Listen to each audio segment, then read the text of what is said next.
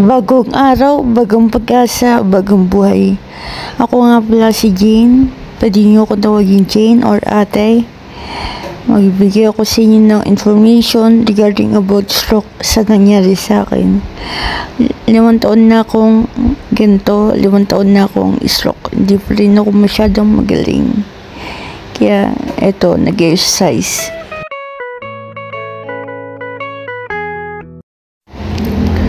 Panibagong araw, panibagong buhay. Kailangan natin na mag-exercise pang araw-araw, lalo na sa aming mga na-stroke.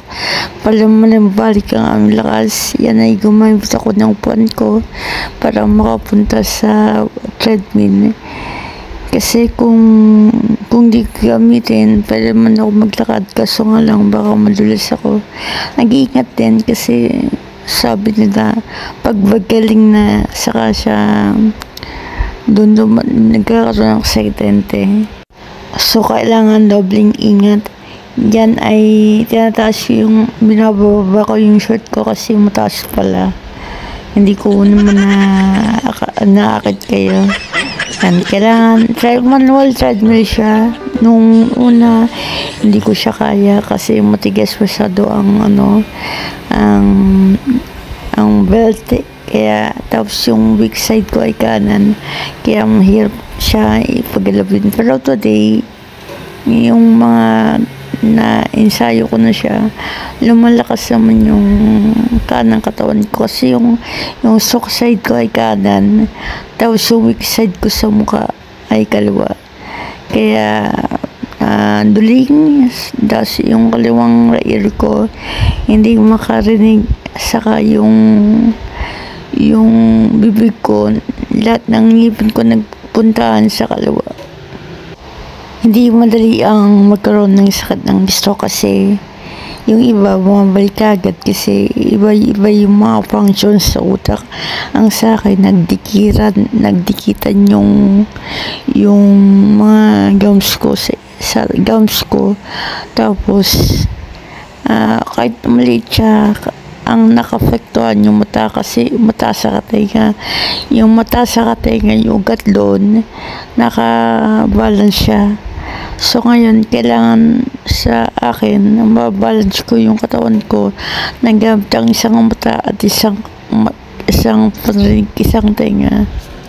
So nung na-stroke ako, na-admit ako sa hospital, hindi ko talaga matayo yung katawan ko, hindi ko mautusan, hindi ko magalaw ang katawan ko. Tapos yung mananalita ko, walang nakakaintindi sa akin. Kaya yung mga na-stroke dyan, naiintindihan niya siguro ko. Saka yung mga kung meron kayong kamag-anak, kailangan nyo silang intindihin kasi hindi madali ang sakit na stroke. Kailangan talaga namin gumalaw.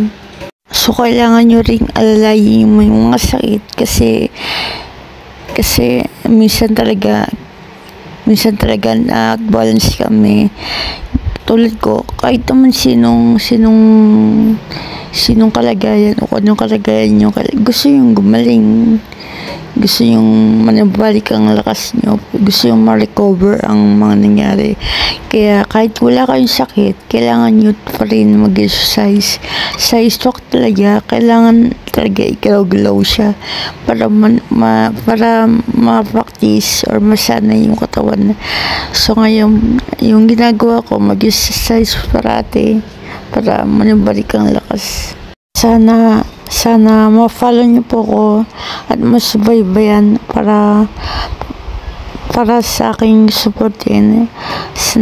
Umaasa po ko na magustuhan niyo po sana ang ginagawa ko para meron kayong knowledge about sa mga sakit, lalo na sa stroke. Thank you po.